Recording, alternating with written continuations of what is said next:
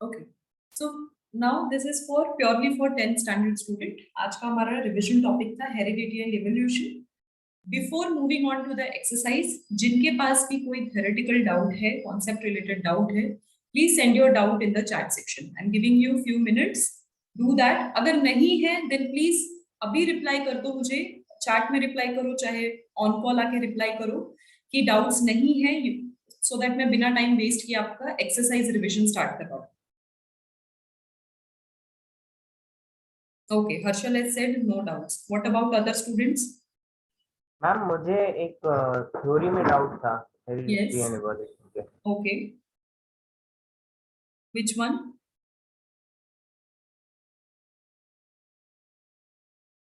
Ma'am जब एक organism evolve होता है तो जब उसके मतलब फिजियोलॉजिकल में चेंज आता है तो हम लोग कह सकते हैं कि मतलब वो ऑर्गेनिज्म पूरा ही न्यू मॉडिफाई हो सकता है या नहीं हो सकता है।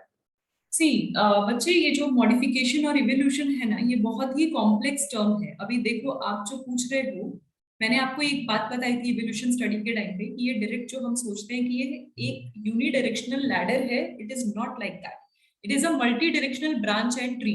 You can consider it as a tree और उसके branches, that is your evolution, not a simple ladder. अब इसका मीनिंग क्या है? मीनिंग ये है कि कोई भी अगर ऑर्गेनिज्म में चेंजेस आ रहे हैं, उस पर्टिकुलर पॉपुलेशन के ऑर्गेनिजम्स में क्या चेंजेस है, वो पर्टिकुलर इंडिविजुअल की प्रायोरिटी पे डिपेंड करता है। इसीलिए हमारी शुरुआत एक टाइप के ऑर्गेनिज्म से हुई और अब हम इतनी वेराइटीज एग्जिस्ट करते हैं। क्यों एग्जिस्ट करते हैं? रीजन कि हर ऑर्गेनिज्म के उस ग्रुप के सब ग्रुप्स में उनकी जो प्रायोरिटी थी वो चेंज हो गई। एग्जाम्पल आपके बुक में बहुत अच्छे से मेंशन किया है, वर्कबुक में, मॉड्यूल में, कि बीटल्स का एग्जाम्पल लिया है कि रेड एंड जो ब्लैक बीटल्स, व्हाइट बीटल्स, ये जो मल्टी कलर बीटल्स थे, मीन सिनेरियो क्या था वो बता देती हूँ।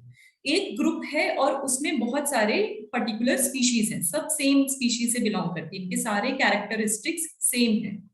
अब क्या हुआ कि उनकी रिक्वायरमेंट के हिसाब से कुछ ग्रुप माइग्रेट कर गया, वो कहीं चला गया, दे लेफ्ट द ग्रुप। और इसी वजह से उनका जियोग्राफिकल कंडीशन, उनका क्लाइमेटिक कंडीशन, उनका डाइट और बाकी और भी कोई रिक्वायरमेंट थी वो बदल गई, वो चेंज हो गई।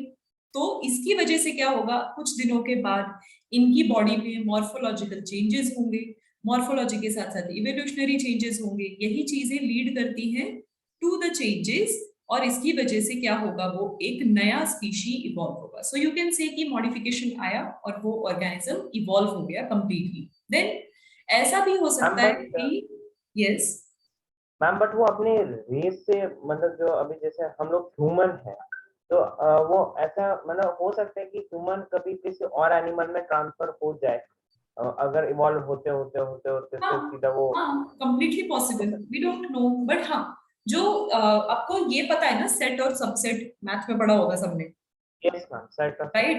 सेट सबसेट, ये सारी बातें आप समझते हो। तो यही ये चीज जो है, ये डायग्रामेटिक रिप्रेजेंटेशन सेट और सबसेट को ही तो बताता है। एक सेट और सबसेट का मीनिंग क्या हुआ? Set means consider whole world, और सबसेट क्या होता है? डिफरेंट डिफरेंट टाइप के ऑर्गेनिजम्स। क्यों? क्योंकि उनके वेरिएबल्स और कंपैरेटिव जो रेफरेंस फैक्टर्स हैं वो चेंज हो गए। जैसे कि एल्टीट्यूड बदल गया, न्यूट्रिशन बदल गया, न्यूट्रिशन इनटेक चेंज हो गया, देन क्लाइमेट चेंज हो गया, टेम्परेचर, पीएच, हर छोटी बायोटिक और अबायोटिक फैक्टर जो हमें हमारी बॉडी को डेली बेसिस पे अफेक्ट करती है वो बदल गई। अगर वो बदल गई तो पर्टिकुलर पर्सन में भी चेंजेस आएंगे। ऑफ कोर्स ह्यूमन का एवोल्यूशन दूसरे फॉर्म में हो सकता है, बट हमारी एंसेस्ट्री जो बेस जो होता है ना, वो एज अ ह्यूमन ही रहेगा। इसीलिए हमारा मंकीज या दूसरे टाइप के जो प्राइमेट्स है, इन सबका जो बेस, हमारा कह लो बेस मॉडल जो है, जहां से हमने शुरुआत की है, वो बातें सारी सेम है। इसीलिए हमारा बॉडी का जो शेप है, या हमारे लिम्स का जो शेप है, हमारे बोन्स का जो बेसिक शेप है, इंटरनल ऑर्गन्स जो है, आई सॉकेट है, ध्यान से देखना, ये सारे के सारे सेम है। इवन हमारे पास अपोजिबल थम्स भी हैं। आप मंकीज में भी ध्यान से देखोगे, दे हैव 5 डिजिट्स प्रॉपर, जिसमें कि अपोजिबल थम्स आपको दिखेंगे। ये क्या हो गए? These are the basic requirements जो हमारे जैसे पॉपुलेशंस में थी। अब रिक्वायरमेंट्स और बदलती गई, एडवांस होती गई, सो वी डाइवर्स्ड आवरसेल्व्स। तो कुछ पॉपुलेशन ज्यादा एडवांस हो गया, सो वी बिकम ह्यूमन, हम जो हैं वो हैं। बाकी जो है, जो अभी भी वाइल्ड लाइफ और जो अभी भी अपने पुराने लाइफस्टाइल को फॉलो कर रहे हैं, they are still the apes और मंकीज। तो ये सारी चीजें ये हो सकता है, it is going to be happen, आज नहीं, in future. Ma'am and one more thing, जो इवोल्यूशन के बारे में पूछना था कि मैम जब कोई ह्यूमन या मतलब किसी एनिमल में इवोल्यूशन होता है तो उसके अंदर सर्टेन कैरेक्टरिस्टिक्स रिटेन रहते हैं, तो मैम जो ड्रॉप्स रहते हैं, हेलो यस यस। मैम जो ड्रॉप्स रहते हैं उनके ईयर शार्प पॉइंटेड ऐसे मतलब अलग शेप के रहते हैं, मतलब उनका जो ईयर का टिप जो है, अपर टिप, वो स्लाइटली पॉइंटेड रहता है और उधर बोन रहती है उन्हें, मतलब कुछ स्पीशीज में पाया गया है, मतलब जो कुछ नॉर्थ अमेरिका के स्पीशीज आप वहां पे। डॉल्फ्स की बात कर रहे हो, इनकी? यस डॉल्फ्स? मैम, डॉर्फ जो मतलब जिनके कान में वो नहीं रहते मैम, ऊपर से एक प्रोजेक्शन टाइप का रहता है उन्हें, ओके। तो वैसे मैम बहुत सारे केसेस पाए गए हैं, तो वो नो नो नो, एबनॉर्मलिटी। आप जिनकी बात कर रहे हो ना, they are the mythological creatures, that is elves. I know okay. That. ये माइथोलॉजिकल क्रिएचर्स हैं। हाँ, किसी किसी में हो सकता है कोई जेनेटिक प्रॉब्लम हो, शेप चेंज हो सकता है, पॉइंटी चेंज, पॉइंटी जो ईयर है, ईयर पिन्ना, वो नेचुरली भी हो सकता है। बट ये हमारा बेसिक कैरेक्टरिस्टिक्स नहीं है, अनलेस कोई जेनेटिक डिस्टर्बेंस ना हो तब तक नहीं हो सकता। जो आप इनकी बात कर रहे हो, they are the mythological creatures, ये एग्जिस्ट भी नहीं करते। ऐसा माना जाता है कि शायद ऐसे होते होंगे, उनको एलियनेट करने के लिए वैसे कुछ चेंजेस दिखा दिए हैं ताकि हम उनसे रिजेंबल कर सकें। जैसे हम अपनी हिंदू माइथोलॉजी में we have discussed about monkeys, right, जो कि पूरी की पूरी सेना थी, रामायण में आप सबने पढ़ा है। तो वो सारी चीजें क्या है, these are one of the facts कि हाँ कोई एविडेंस होगा, शायद ऐसा हो सकता है, उस टाइम पे उस पर्सन के पास होगा, but there is no full proof, कोई साइंटिफिक प्रूफ नहीं है कि ऐसा ही होगा, या फिर उस समय जो ह्यूमन थे उनके पास टेल थे ही, ऐसा श्योर ही था।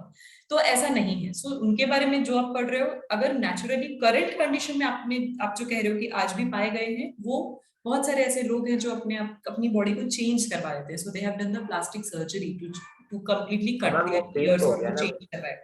यस तो वो फेक हो गया, रियल नहीं हुआ ना फिर तो। Yes, that is fake. तो वो जेनेटिक कैरेक्टरिस्टिक्स नेक्स्ट जनरेशन में थोड़ा ना पास ऑन होगा, वो तो आपने इम्प्यूट करवाया है आफ्टर बर्थ। आप जो अपनी बॉडी में चेंजेस करवा रहे हो, it is not a genetic change, it is your adaptation for current life, for your life only. ये कोई जेनेटिक इंफॉर्मेशन नहीं है जो पास ऑन होगी to next generation. So it is not currently human population में, तो नहीं, it is not there.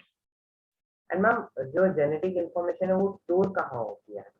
आपके कोड्स में। अब कोड्स क्या हैं ये आप डिटेल पढ़ोगे जब आप अभी 10th आपका खत्म हो गया, very soon you will be in yes 11th ma'am. Standard. तो जो आपका डीएनए सेगमेंट होता है ना, जो आप पूछ रहे हो कि कैरेक्टरिस्टिक स्टोर कहाँ होता है, ये जो सपोज आपका सेगमेंट है, तो जो तीन तीन क्या बोलते हैं, 3 स्टेप कोडॉन्स होते हैं। 3 स्टेप कोडॉन्स मतलब जो हमने प्यूरिन्स एंड पिरिमिडिन्स, ये यस मैम। दो इंपॉर्टेंट नाइट्रोजन बेस्ड शुगर्स हैं, जो हमारे ये जो बार्स हैं, ये इन्हीं प्यूरिन और पिरिमिडिन्स के बाइंडिंग से बनता है। तो ये जो प्यूरिन पिरिमिडिन्स होते हैं, इनके 3 सीक्वेंस होते हैं, मे बी AUG, AAG, इस टाइप के होते हैं। प्यूरिन एंड पिरिमिडिन के भी अपने अपने टाइप्स हैं। तो ये जो 3 कैरेक्टरिस्टिक्स हैं, ये किसी ना किसी यूनिक अमाइनो एसिड को कोड करते हैं, ये किसी ना किसी अमाइनो एसिड को बनाएंगे, और इसी अमाइनो एसिड के चेन को हम क्या बोलते हैं, प्रोटीन। ये चीज बन गई प्रोटीन, और यही प्रोटीन क्या करेगा आगे, केमिकल रिएक्शन, और जो केमिकल रिएक्शन होगा वही आपको विजिबल होगा कि क्या हो रहा है। तो अगर इस अमाइनो एसिड यहाँ कहीं गड़बड़ है, तो अमाइनो एसिड गलत बनेगा, वो गलत बनेगा तो गलत प्रोटीन होगा, गलत प्रोटीन होगा तो गलत केमिकल रिएक्शन होगा। एग्जाम्पल दे देती हूँ मैं इसका ही, मेलेनिन। मेलेनिन मीन्स आपके स्किन पिगमेंट। तो हमारा जो स्पेसिफिक कलर है, हर पर्सन का अलग अलग शेड है। Why? Because certain type of जो स्किन रिलेटेड प्रोटीन्स हैं, वो कैरेक्टरिस्टिक स्पेसिफिक वे में बन रहे हैं। जैसे जैसे बनते जाएंगे वही प्रोटीन बनता जाएगा, वही केमिकल रिएक्शन होगा, तो उतना अमाउंट ऑफ मेलेनिन हमेशा आपकी बॉडी में रहेगा, इसीलिए आपका वैसा शेड कॉन्स्टेंटली है। अगर किसी में सपोज एल्बिनिज्म होता है, एल्बिनिज्म इज अ डिजीज, ये कोई नेचुरल कलर नहीं है, या नेचुरली व्हाइट अलग होते हैं, एल्बाइनोज अलग होते हैं। तो अगर किसी में एल्बिनिज्म होता है, मतलब ये पिगमेंट यहीं पे कोई ना कोई गड़बड़ हो गई है, तो ये पूरा रिएक्शन ही नहीं होता, तो ये आपको मेलेनिन भी नहीं मिलता। तो यानी जो कैरेक्टरिस्टिक्स, अब इसको मैं क्या बोलूंगी, ये अगर एल्बिनिज्म की कैरेक्टरिस्टिक हो गई, मतलब ये इसमें क्या हो गया, जेनेटिक फॉल्ट। क्यों? क्योंकि सीक्वेंस में ही गड़बड़ थी गई। तो यहाँ गड़बड़ है, इसीलिए प्रोटीन के चेन में गड़बड़ है तो केमिकल पाथवे में गड़बड़ है तो रिजल्ट में गड़बड़ है। अगर रिजल्ट खराब हो जाएगा तो आपका जो भी अपीयरेंस है, मॉर्फोलॉजिकल, एनाटॉमिकल, जो भी काम करना है वो काम जो होगा वो प्रॉपरली आपको नहीं दिख पाएगा। So hence that is your genetic information. Purine pyrimidines के 3 स्टेप कोडॉन्स, कोडॉन्स बोलते हैं इनको। फिलहाल के लिए आप इतना ही ध्यान रखो कोडॉन्स। स्लोली एंड स्टेडीली आपको मैं सब बताऊंगी कि एग्जैक्टली ये कोडॉन्स का सीक्वेंस क्या होता है, कैसे होता है, स्टार्ट कोडॉन, स्टॉप कोडॉन, या अमाइनो एसिड क्या होते हैं उनके नाम, ये हम फ्यूचर में पढ़ने वाले हैं। Okay ma'am. ओके, चलो, shall I move ahead with the exercise? Yes, no doubt. Okay, चलो, we have few questions, अच्छे questions हैं आपकी वर्कशीट में, and I am sure बहुत सारे बच्चों ने नहीं किया होगा। जिन्होंने ऑलरेडी प्रैक्टिस किया उनके लिए एडवांटेज है, जिन्होंने नहीं किया है उनके लिए ये एक मौका है कि आप फिर से पढ़ लो। Take your time and answer first 5 questions.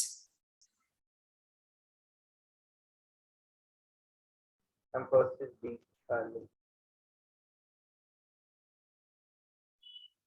Okay, yes, first is B.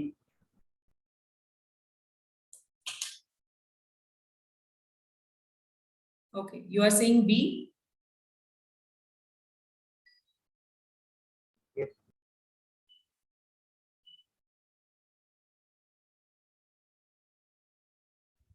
Ma'am A होना चाहिए ना? Okay. Study of genetic is called as genetics. Okay, I'm considering it also. Let's see कौन सा correct है।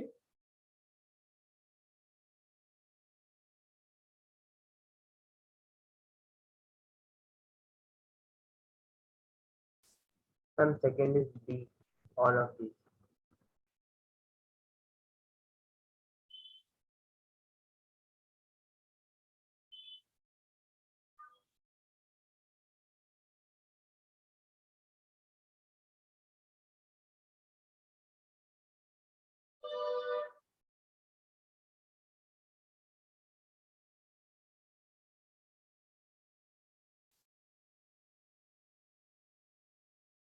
Okay, बहुत सारे बच्चों ने आंसर भेज दिए हैं। Okay, second question, third D.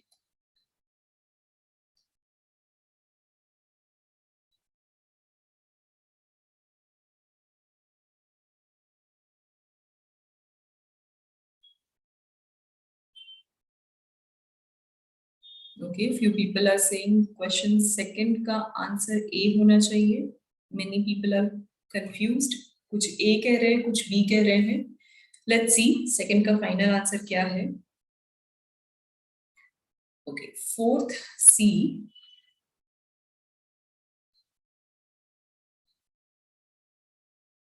Ma'am but length of the stem वगैरह देखा था ना उसमें तो mental. Okay, fifth A. Okay, let's see बच्चे, one by one let's see कि एग्जैक्टली क्या है। चलो, question number 1, actually this should be rightly, अगर देखें तो this should be study of genes, not genetics. Question में मिसप्रिंट हो गया, मिसटाइपिंग हो गई एक्चुअली। तो study of genes is genetics, और इसी जेनेटिक्स के इंटरप्रिटेशन की स्टडी आप करते हो तो उसको हम बोलते हैं फाइलोजेनी, जिसमें आप इवोल्यूशनरी स्टडी कर रहे हो। तो study of evolutionary aspect is your phylogeny. तो अगर इवोल्यूशनरी एस्पेक्ट अगर ये वर्ड यूज करते थे तो शायद बी एक राइट आंसर हो जाता, बट फिलहाल A is the right answer. Ma'am but फिर अगर ऐसा दिया होगा कि स्टडी ऑफ जेनेटिक्स, तो फिर उससे क्या बोलेंगे? अगर स्टडी, पहले चीज तो स्टडी ऑफ जेनेटिक्स नहीं दिया जाएगा, ऐसा कभी नहीं होगा कि स्टडी ऑफ जेनेटिक्स के बारे में आपको पहले ही बोले। जेनेटिक्स खुद एक स्टडी है विच इज अबाउट जीन्स और डीएनए के बारे में, और नेक्स्ट जनरेशन जो हम हेरिडिटरी स्टडी करते हैं, दैट इज योर जेनेटिक्स। तो जेनेटिक्स खुद एक डिवीजन है, एक स्टडी मेथोडोलॉजी है जिसमें आप ऑलरेडी किसी चीज के बारे में पढ़ रहे हो। अब उसके बारे में पढ़ ही रहे हो तो ऑलरेडी उसका डेजिग्नेशन जीन्स है। अब इस जेनेटिक्स रिलेशनशिप के बारे में जब आप पढ़ते हो वो चीज फाइलोजेनी हो जाती है, क्योंकि इसमें इवोल्यूशन के बारे में आपको पढ़ना पड़ता है, एंसेस्टर्स के बारे में पढ़ना पड़ता है, बहुत सारे पुराने means past present future relationships के बारे में एस्टिमेट करना पड़ता है। That's why you can say that time phylogeny. That's why I said question में ही थोड़ी गलती है, या तो जीन सिर्फ लिखना चाहिए था, नहीं तो इवोल्यूशन वर्ड मेंशन करना चाहिए टू आंसर एक्यूरेटली। ऐसा क्वेश्चन नहीं आएगा, इतनी इतनी गलती नहीं होगी, और अगर आता है तो बोनस मिल जाएगा डेफिनेटली। ओके, चलो let's take question number 2, the character which was selected by Mendel for his experiment. So colour of leaf was never length of there, length of stem. Fruit was never there, only length of stem. इस length of stem के अलावा total 7 characteristics थे, जिसमें flower के colour के बारे में ज्यादा बात की गई, then pod shape, flower and fruit. Correct, pod shape, then seed colour, seed shape, इनके बारे में हमने बात की। तो ये सारी चीजें, ये बेसिक कैरेक्टरिस्टिक्स थे मेंडल के, rather than colour of leaf and length of fruit. Question number 3, answer is correct. Okay, D is correct, all are correct. सबसे इंपॉर्टेंट था उसके लिए, मेंडल के लिए, life span, easy to grow, short life था, इसीलिए सारे के सारे कैरेक्टरिस्टिक इजीली दिख पाए of all the generations. Question number 4. Okay, so I just gave the answer. C is right. Question number 5th. A is correct. Dominance. Correct. चलो let's move on. बहुत सारे बच्चों ने I think question 6 भी दे दिया है, आपको दिख रहा था शायद. So question 6 का आंसर B दिया है. Mendel is also known as father of genetics. Genetic.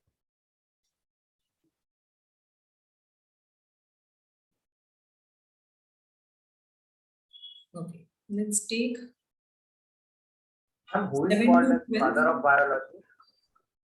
Who is he? क्या लगता है? फादर ऑफ बायोलॉजी किसको बोल सकते हैं? जितने भी साइंटिस्ट पढ़े हैं, कोई तुक्का मारो। कोई हिस्ट्री में से एंटोन लीवेनहुक। नो, नाम आप सबको पता है, बता दूंगी तो आपको याद आ जाएगा। हम हर बात पे उसका नाम ले ही लेते हैं, बहुत बड़ा फिलोसोफर था वो एक्चुअली। आपको हिंट देती हूँ, उसकी फोटो आपने देखी है, वो ग्रीक कपड़े जैसे पहनते हैं वैसे, हमेशा उसकी स्टैचू होती है, there is never a portrait of him, always a statue of him, and हमेशा वाइट स्टैचू आपको दिखाते हैं, उसी की फोटो आपके बुक्स में भी रहती है। Aristotle. Aristotle was the first, actually he was the philosopher जिसने लाइफ को नोटिस करना शुरू किया। ही एक्चुअली कंट्रीब्यूटेड, मींस उसने अच्छा खासा कंट्रीब्यूट किया when he brought everything to an attention कि प्लांट में भी लाइफ है। ये बात उन्होंने एक्चुअली बताई थी, उस समय किसी को पता भी नहीं था कि प्लांट में भी लाइफ है, हम बस खुद को ही मानते थे जो हम थे, बाकी और कुछ नहीं। सो वो जो वैल्यू था, then discrimination, then division, categorization, he brought first of all, उसके बाद बाकी सारे लोग हैं। So Aristotle is known as father of biology.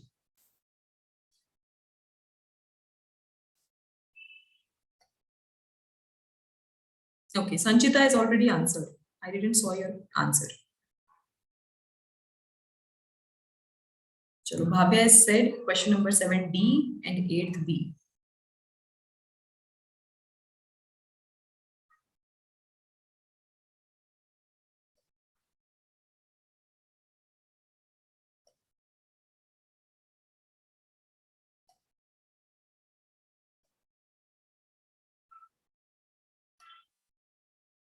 Okay, 9th A.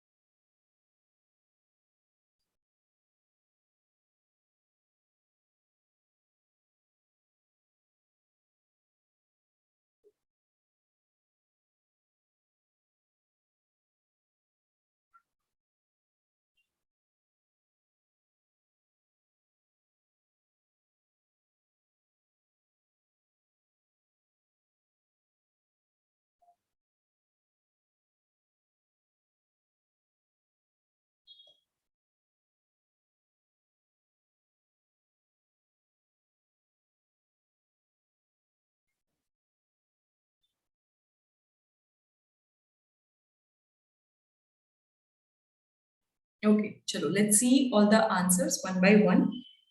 Question number 7 देख लेते हैं पहले. Question number 7 is saying alternate forms of a gene are called. So what do you think? Alleles. Okay. Allele. Yes. So answer D is correct. Then question number 8, it is also correct. Autosomes. Chromosomes which are similar to both the sexes are called autosomes. Correct. So, Then question number 9 also correct. 10th is also correct. Phenotype of an organism is the result of genotype and environment interaction. That is correct. Then question number 11 is D. Okay, this is also correct. Then 12th का ratio अच्छा सबने solve किया, ये तो easy है I think, easily पता चल गया याद था राइट. सो 12th का A, that is correct. Yes, So let's move on. Let's try to answer few more questions. चलो ये 3 questions है level 1 के. Let's finish this.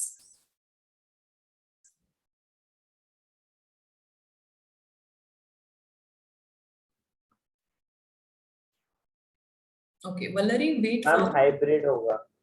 Okay. Hybrid होगा. Okay. So Valerie, I was saying wait for few minutes. इतना होने के बाद I will explain you exactly phenotype क्या होता है.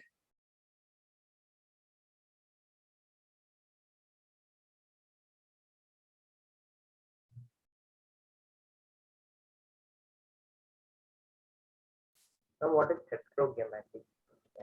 Sorry? Homogametic and okay, ठीक है. That too मैं आपको explain करती हूँ. At least जिन बच्चों को आता है, you try to attempt answer question number 14.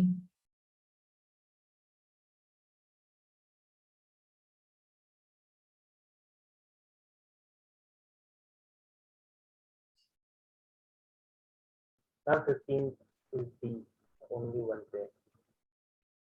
Okay, 15th D.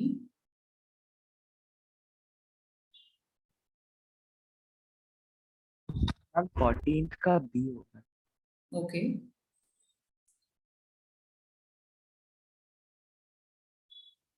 Question number 13.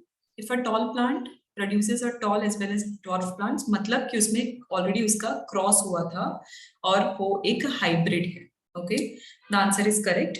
Then question number 14th अभी hetero and homo का meaning, hetero means different. Heterogametic का मीनिंग फिर क्या हो जाएगा कि दो अलग अलग टाइप के गैमेट्स, यानी दो ऐसे गैमेट्स जिनमें अलग कैरेक्टरिस्टिक्स है वो कंबाइन हुए, और उन्हीं गैमेट्स के अगर सेम कैरेक्टरिस्टिक्स कंबाइन हुए तो उनको होमोगैमेटिक बोलेंगे. Female are homogametic. Reason XX chromosome. Correct. अभी देखो होमोजाइगस भी लिख सकते हैं. अभी इसका मीनिंग मैं बताती हूँ आपको. होमोजाइगस और होमोगैमेटिक का मीनिंग क्या है. अभी गैमेट्स का मीनिंग हो गया मेल एंड फीमेल गैमेट्स आपस में फ्यूज हो रहे हैं, तब जाके आप उसको बोल रहे हो होमोगैमेटिक और हेटेरोगैमेटिक. अब जो मेल गैमेट है ना, मेल गैमेट में भी दो टाइप के हो जाते हैं because of different kind of chromosomes, X and Y chromosomes. इसीलिए मेल गैमेट का मियोसिस के बाद 50% एक्स रहते हैं, 50% वाई रहते हैं. और जो एक्स हो गया उसका जेनेटिक मेकअप, और फीमेल गैमेट के पास जो न्यूक्लियस है उसका जेनेटिक मेकअप एग्जैक्टली सेम रहता है.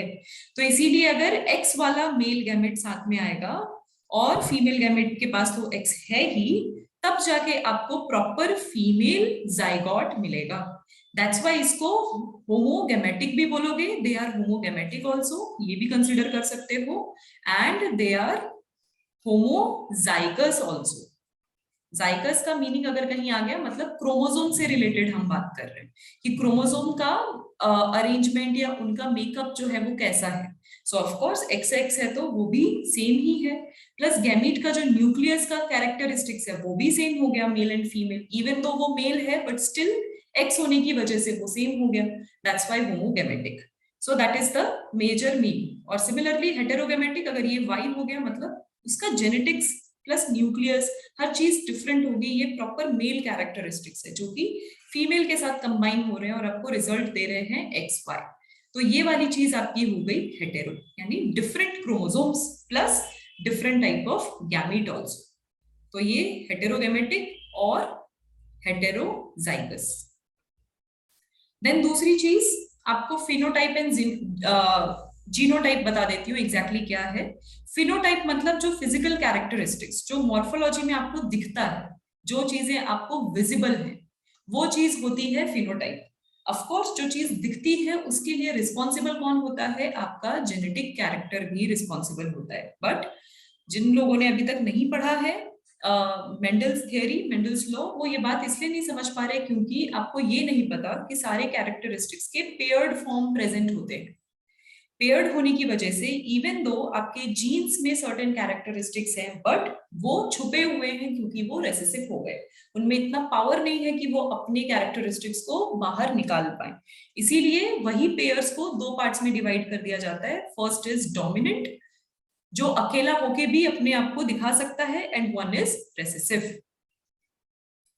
और इसमें एक और कंडीशन आ जाती है, या तो वो प्योर ब्रीड रहेंगे, यानी एक जैसे दो कैरेक्टरिस्टिक्स, जैसे कि टॉलनेस और ड्वार्फनेस को देखा था, सो दो टॉलनेस एक जैसे रहेंगे, ईदर दिस वन।